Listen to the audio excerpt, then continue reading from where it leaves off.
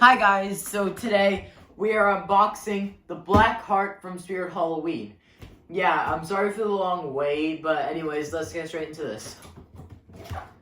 We're just gonna lay this down. Okay. Whoa. It's a lot of stuff here. Over here we have his head. Yeah, this is in some sort of wrap. Yeah, this is pretty cool. Yeah, he is pretty cool. Yeah. Yeah.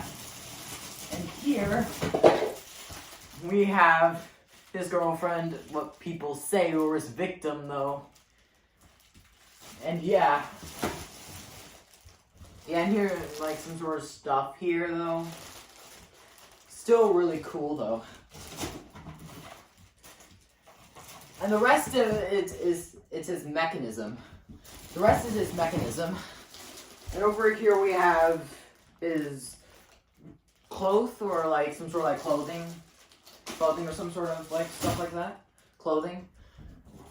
Yeah. This is pretty cool, yeah. And the rest is just his, like, mechanism. Yeah. Oh, and over here, yeah, that's just his, like, volume or, like, step pad or try me button stuff. Yeah. This is cool. Yeah, this...